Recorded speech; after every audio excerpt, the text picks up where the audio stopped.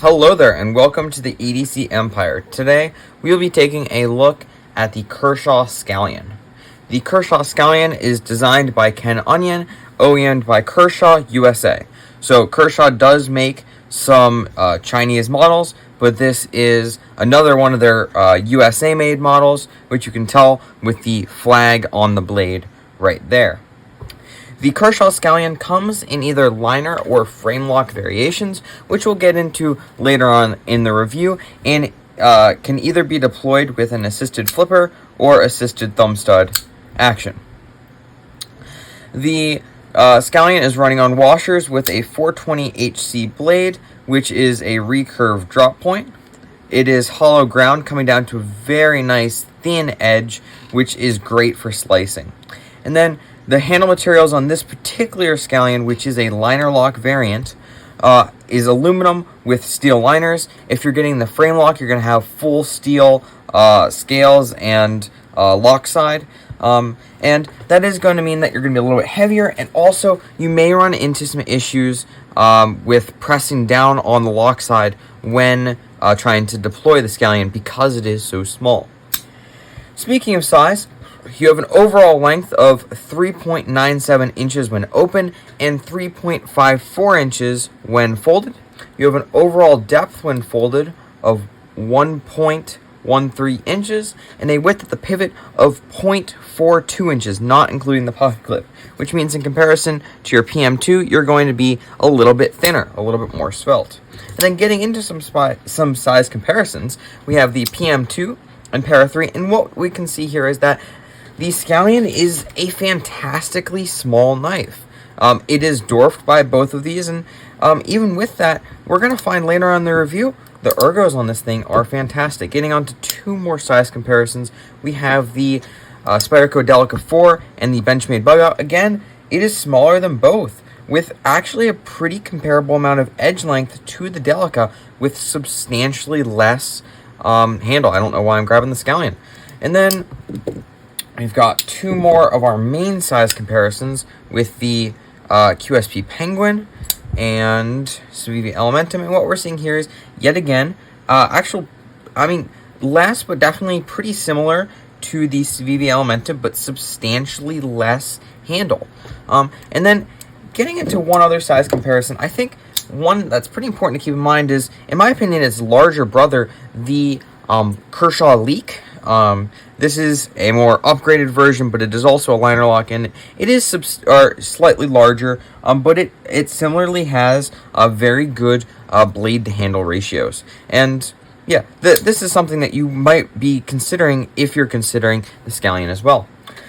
And then we have a blade length of 2.43 inches with an edge length of 2.35, which it means that this is going to be a very legal knife to carry. You're going to be able to carry this in most places that assisted knives are not considered automatics, which is very few. So if you're allowed to carry a locking knife that is below even 2.5 inches, this is probably going to be legal for you.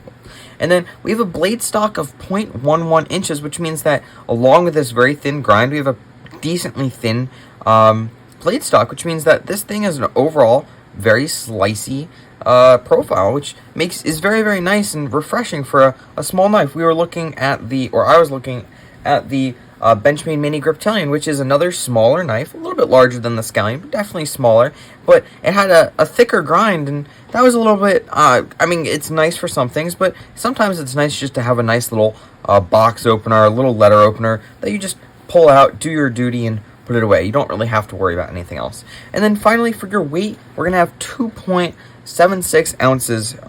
So the blade to weight ratio on this is okay. It's not 1-to-1 by any means, but honestly, 2.76 ounces really wasn't an issue for me.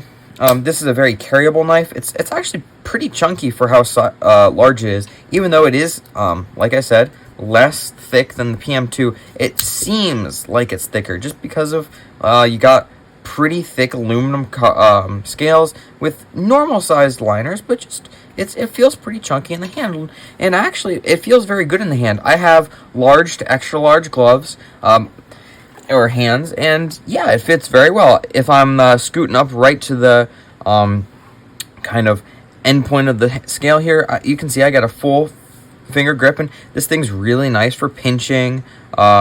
If you wanted to, you can do a pencil grip. It really is fantastic for pretty much anything that you're going to need to do for day-to-day stuff.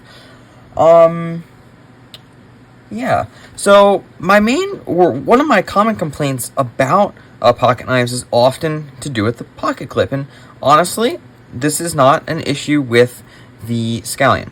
It isn't the prettiest, and honestly, it's a little bit too long for such a short knife, but besides that, it's not bad. It has a pretty long bill, which will annoy some, but I did not come into or run into an issue with it, and yeah, it works very well. It is tipped down, which is a little bit unfortunate to me, but some do enjoy that, and overall, actually, it didn't get in the way of the ergos for me, which is quite surprising, quite refreshing.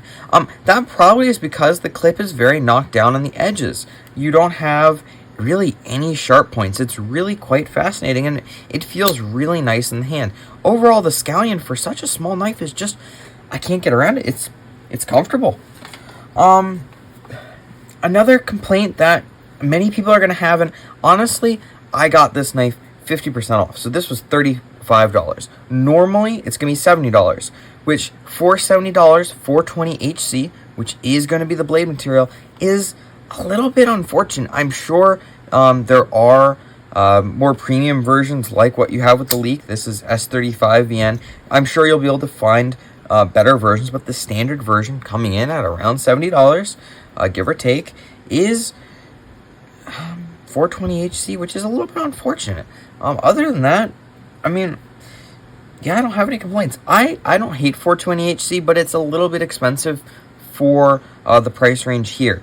I think it's going to complement this very thin grind very nicely, but again, you'd hope to see something like 14C28N or something similar. As we mentioned, this is an assisted knife. It uses the Ken Onion speed safe technology, but it feels very good. Honestly, I prefer deploying this than I do the Leak. It feels really satisfying. It's something that I found I was fidgeting with very frequently when I had just gotten it, or even when I'd had it for a while, which caused me to drop this thing a lot. I think about every day that I have carried this, I've dropped it at least once, which is pretty impressive. You can see it has a lot of dings and nicks on the pocket clip, and if you look hard enough, the aluminum has some. You can see there's one right there, and overall, I would like to see... that wasn't really its fault. I mean, really, it was just the fact that it's a small knife. It's small, and I wasn't paying attention when I was fidgeting, and so I dropped it. I didn't have an issue with it cutting me when I was closing or anything, so honestly, this has been a real joy to carry.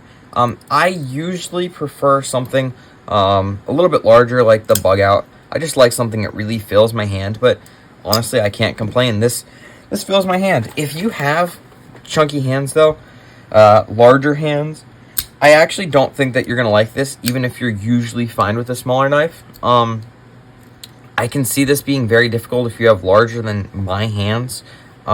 This can be kind of annoying and fiddly to carry, so I can see that being a little bit annoying, but it's not bad. Like I've said many times, this blade is very, very thin. It feels really good. A nice drop point. The recurve is really nice, so that if you have to cut any tape and you run out of blade, you've got this nice little recurve to help you out a little bit. And yeah, honestly, if you're willing to get around the 420 HC, this is a fantastic little budget, small mini carry. If you're not willing to, I bet you can probably find it on sale for a pretty decent price. And if you do eventually get it, it's going to serve you well as a little backup or even as your main blade on days where you can't carry something like a PM2 that's big and loud. So yeah, it's not super intimidating. I think it looks decent. I don't usually talk about looks with knives. It's a little bit unfortunate, all this printing, but that's pretty standard with this kind of segment of Kershaw's line. So yeah, I quite like the Scallion. It's definitely recommended, as long as you're willing to accept the 420 HC blade. If you own the Kershaw Scallion, please comment down below what you think about it. And if you enjoyed this review, please consider liking and subscribing. Thanks for watching.